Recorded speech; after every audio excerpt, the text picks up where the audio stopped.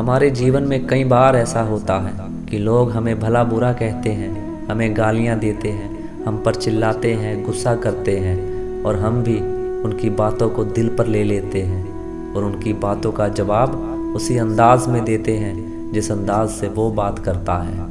इससे होता क्या है? इससे ये होता है कि फिर वो जो बात होती है वो झगड़े में तब्दील हो जाती है और फिर ये कहाँ जाकर रुकेगी ये कोई नहीं जानता। लेकिन महात्मा बुद्ध ऐसे बिल्कुल नहीं थे, वो बिल्कुल शांत रहते थे। आइए आपको एक कहानी के माध्यम से बताता हूँ। गौतम बुद्ध जगह जगह घूमकर उपदेश देते थे। वो अच्छे विचारों को बांटा करते थे। वे लोगों के जीवन के दुखों को दूर किया करते। उनकी बातों को सुनकर लोग उन्हें बहुत खुश हो जाते थे, इसलिए लोग उन्हें बहुत पसंद करते थे।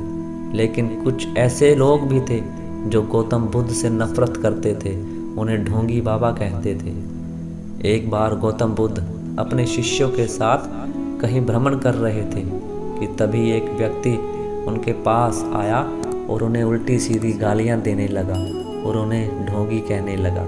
वो कहने लगा कि ये बाबा ढोंगी है, सबको अपने पीछे लगा रखा है। यह सब सुन लेने के बाद भी महात्मा बुद्ध ने कोई प्रतिक्रिया नहीं दी। वे शांत और चुपचाप रहे। ऐसे में उस व्यक्ति ने फिर से गौतम बुद्ध को उल्टी सीधी गालियां दी और अब उनके पूर्वजों के बारे में भला बुरा कहने लगा। लेकिन फिर भी महात्मा बुद्ध ने उसे कोई प्रतिक्रिया नहीं दी और वे शांत होकर चलते रहे। यह सब देख उनके शिष्य और आसपास मौजूद लोग अचरज में थे कि महात्मा बुद्ध उस व्यक्ति को कोई जवाब क्यों नहीं दे रहे। कुछ देर के बाद वो व्यक्ति अपने आप शांत हो गया।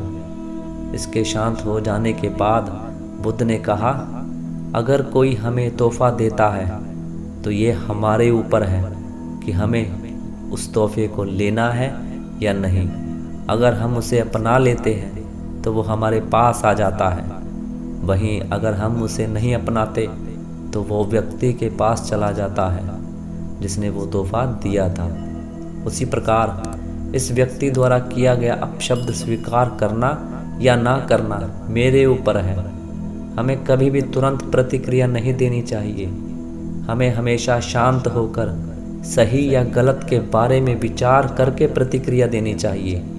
इससे बुरी से बुरी बातें टल जाती हैं और मुसीबतों से छुटकारा भी मिल जाता है। बुद्ध की यह बातें सुन लेने के बाद वो व्यक्ति बहुत शर्मिंदा हो गया और तुरंत बुद्ध के चरणों में गिर गया और उनसे माफ़ी मांगने लगा। बुद्ध ने उसे माफ़ किया और अपने मार्ग पर आगे चल दिए। अब हम इस कहानी से क्या सीखते हैं? कुछ भी स्वीकार करना या ना करना हमारे ऊपर है, इसलिए हमें जीवन के लिए अच्छी चीज़ों को स्वीकार करना चाहिए और वहीं ऐसी चीज़ों को अस्वीकार करना चाहिए जो हमारे जीवन के लिए अच्छी नहीं है।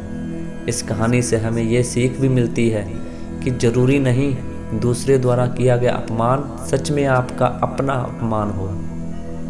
इस कहानी से हमें यह सीख भी मिलती है कि ज़रूरी नहीं कि दूसरे द्वारा किया गया अपमान सच में आपका अपमान करता हो।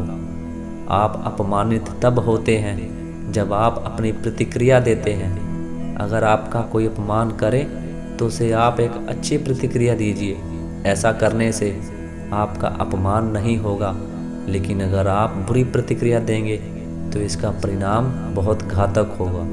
इसलिए सोच समझकर प्रतिक्रिया देनी चाहिए। दोस्तों, आपको ये कहानी कैसी लगी और आपने इस कहानी से क्या सीखा, हमें कमेंट करके ज़रूर बताइएगा। और अगर आप हमारे चैनल पर पहली बार आए हैं तो हमारे चैनल को सब्सक्राइब करना ना भूलिए।